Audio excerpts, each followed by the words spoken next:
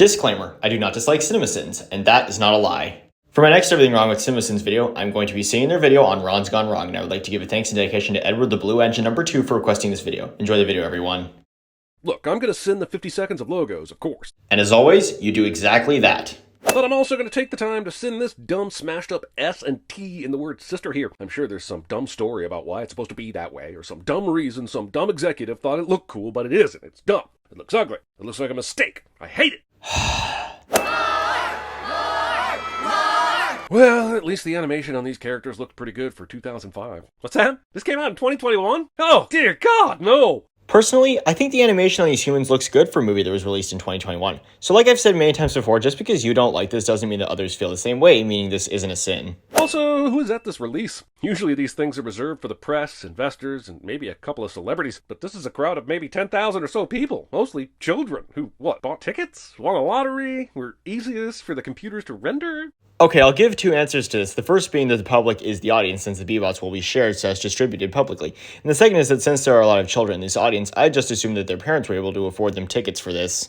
My algorithm for friendship. Well, it used to be yours. Now it's on the screen, so everybody has it. But Mark's the one who invented Bebots, so it's still his regardless. I love coup? Maybe you should love distinguishing your O's from your D's. Sure, it does look like that at first glance, but if you look closely, you can see that the O and D are significantly different. This very popular and highly specific repetitive beard pattern. Pointing things out on the screen.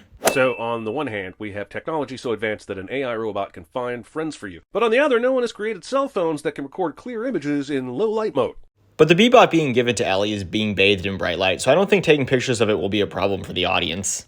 App dedicated entirely to the monkey. Well, yeah, since Ellie loves monkeys. This coding is basically just repeating paragraphs, and I don't care how many times you tell me, I refuse to believe there is anyone who likes both vegetables and chocolate. Not a single person has existed with those qualifications. Not one! Well, I like both vegetables and chocolate, so... Infinite downloadable skins. No, not infinite. The possibilities might be infinite, but there are not infinite skins currently ready to be downloaded. But didn't the movie just tell you otherwise? You can be anything in the world? No. Unfortunately, the movie told you otherwise, Jer. Again.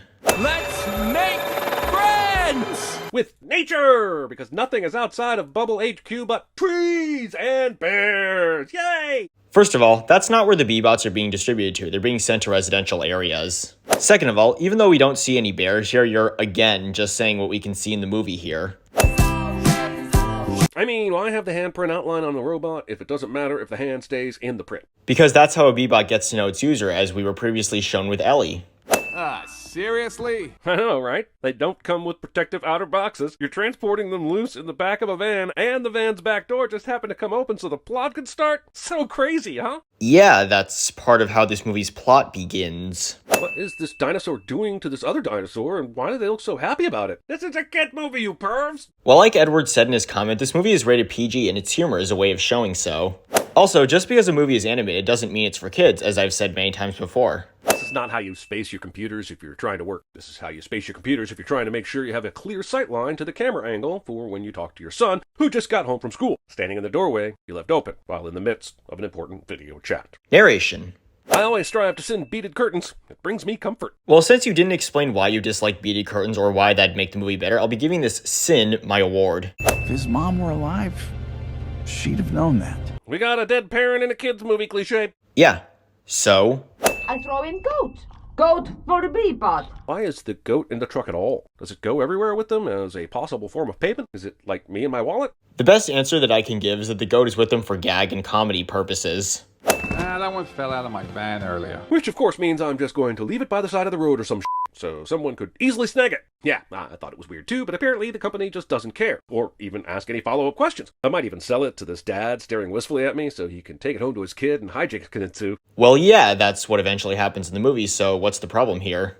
Man is 78, a former anti-communist. Oh sure, this Bebot malfunctions on almost every level, but the exposition chip appears to be clearly intact. Well, yeah, since Ron explains multiple things throughout the film, such as saying that he shoves with a force capacity of 29 pounds per square inch. This extremely normal plate being displayed as if it were decorative. Pointing things out on the screen.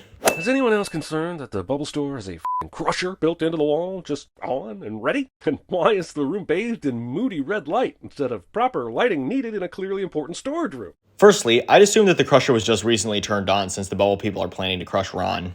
Secondly, I think the red light is there as a way of symbolizing what's supposedly about to happen to Ron. Space! Final frontier! Leaping into a hole in the floor with a 20-foot drop just because you like Star Trek. Well, since Barney's trying to keep the bubble people from crushing Ron, this currently is his best option to try to lose the man chasing him. I designed them In my garage. for making friends. Into dollars.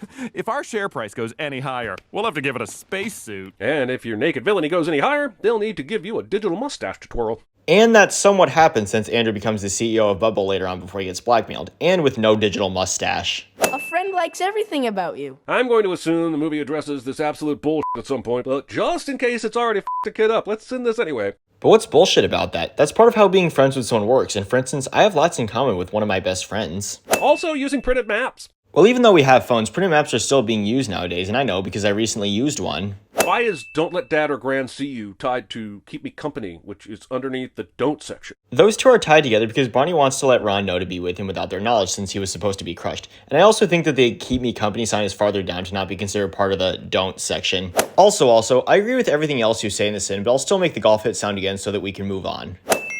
Scratch his neck 14.5 times a day. Close, Ron. The ding goes after the sin. But yeah, 14.5 neck scratches does seem excessive, so I applaud the effort. Agree to disagree, because every time Ron dings, it's because that's his way of processing / learning information about Barney. For instance, when Barney mistakenly said Absalom as his registered name earlier in the film, Ron dinged before saying, "Hi, Absalom." That's Savannah's house! Confidently screaming the location of Savannah's house from your freaky spy perch.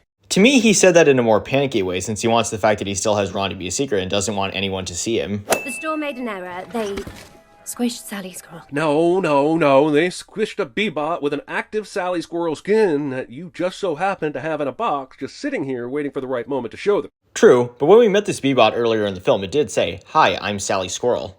They're having fun! Sure, but so are a lot of the other kids too. This makes it seem like Mark's having this realization that fun was the outcome of not being connected to the internet. Technology can be both helpful or harmful. Just depends on how you use it. True, but Mark's excited about this since Barney and Ron are able to have fun together despite Ron being disconnected from the Bubble network, since the Bebots in general have to be connected to that network in order to get to know someone and help them make friends. There are no friends in the shed. But there was a belt bag for reasons. Except that's not a belt Ron's wearing, it's a bag clipper. Podowski! He said, "Who the f*** are you and why are you on private school property?" to the adult, strangely. Except that's Barney's last name, so he's who he's talking to. I could get R-rated movies. Thinking an internet-age middle schooler gives a shit about getting R-rated movies. Based on this line alone, I'm guaranteeing the writer of this movie is over 50 without even looking. Well, this film actually has two writers, and one of them, Peter Bainham, is 6 years old, and the other, Sarah Smith, is 53 years old. So you were 50% right there. It's Mad Max meets Sesame Street. Lives? Oh, come on. BattleBots was right there. Well, what Andrew said is good enough for me, but this isn't surprising coming from the guy who makes pop culture references and sins movies for them as well, even in ways that don't make sense to me, like this one. So it's basically kind of the apocalypse, but fun. Tick-tock. Not a sin there, my dude. How can I put this gently? Get out! Ah, yes, you gotta love the way the adults handle issues in these movies. Blame the kids. Don't blame Bubble or the school's faulty bots on campus policy. Blame the odd kid. Well, considering that Barney owns Ron and that the kids can bring their Bebots to school, it's reasonable for her to think that Barney caused this, and that's further supported by the earlier scene in the film where Barney was called into her office. When he entered, she'd asked him, "You brought in a baby? Artificially sweetened beverages?" assuming that he brought all those people to school. Father sees this board and gets sentimental instead of immediately realizing his son is a serial killer. On one end of his body, Barney is hanging by his toes from a log. On the other end, his hands are somehow gripping a smooth, cylindric surface covered in slippery mud. And physics be damned, he doesn't perilously fall into the doom pit and retrieves his robot pal, which is dumb. Well, like I've said before, in these types of movies, the protagonist doesn't die. Also, this is another case of you taking cartoon stuff seriously. Bebop flies off a cliff into the water, and Barney follows him, despite the very obvious rocks that are everywhere in this f***ing river. Barney has a death wish. How is this a kid's movie? I have absolutely no problem with your point here, but there are two things that I'd like to say here. The first is that just because a movie is animated doesn't mean that it's for kids, like I said before. And the second is basically Sin 49. That's history. Live footage of me trying to finish the damn movie somehow makes it into the damn movie. Jeremy says something random cliche. What dumbass installed a screen table button that will activate a Rogue Forest Army mode when pressed? They should be immediately fired. Someone who created a convenience to the story here. Somehow every bot can open doors with magical red beams of intention. Yeah, so? Thinking that this amount of light would be visible like this from this distance during the light of day. Well, if that's what the movie's showing you, then that's what it's showing you. Well, we're not your friends? Using a double negative to obscure the fact that you're a liar. You literally taunted him while he was pooping, man. You are 100% not his friend. True, but part of Rich and Savannah's characterization is that they both regretted what they did to Barney after learning he was in the woods, so I can understand why he says this here. All the help seems to arrive very quickly. Too quickly. Far too fast. Much too much. And that might be because the other B-bots alerted Bubba when the others saw Barney and Ron. You heard my son. He needs to get to the cloud thing. Get it? Because no one over 40 understands how the cloud works. It's a really fresh take on aging and technology. Another instance of Jeremy sending something he likes. How would you find Ron? He's my friend. Barney's saying that he thinks it'll be easy for him to find Ron's original code since they're both connected as friends, and he ends up finding it by saying, "Find me" later on. At some point while watching these movies, you just have to throw your hands in the air and say a laptop with a wacky electricity issue at one house can take down an entire building at another location, and I'm okay with that because it means we're almost done with this movie. I'd be okay with it. Just out of curiosity, what is this dozen-rung ladder suspended hundreds of feet in the air used for when not needed for nefarious breaking and entering purposes? And just out of curiosity, why are you questioning something that doesn't need to be explained in the movie? No movie would be complete without some sort of impossible third-act force tension obstacle course for our main character to complete. Will he survive? I can't wait to... And he does survive, so what's the problem here? This scene will make it appear that in order for Barney to survive this, they just have to turn off the fan blades in time, completely ignoring that he could have easily Titanicked his head on even a stopped propeller blade, and would have died from the fall alone if he wasn't caught and coddled by some random physics-defying wires. Find me, please. Oh, come on, movie. Are we just firmly going into magic now? This system is powered all the way down, and yet somehow because Barney is scared of the dark and Ron knows that, and somehow knows Barney is here, and that it's dark here, and has a way to independently produce light, he makes his location known? A location, I should mention, that is digital. F*** this noise and the binary code it forgot to write in on.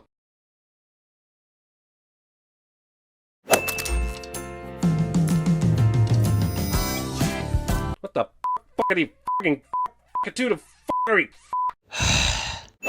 No way. You just copy your code and send that. The settings have not been uploaded. No, his code is fragmenting. If you thought 3 bullshit force tension plot turns were enough, too bad. Here's a 4th where Ron all of a sudden has to sacrifice himself so that all the other B-bots can live, like some sort of binary Christ bot. And the only explanation we will get for this blatant emotional manipulation is his code is fragmenting. Other than the fact that Mark mentions that Ron will disappear, but yeah, that pretty much is what we're told at this point in the film.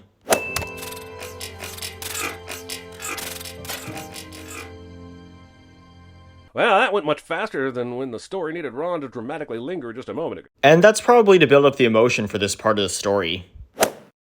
And here's the end result, everybody. This in total was 250, and the sentence will be code gone wrong. Thank you for watching, everybody, and have a nice day.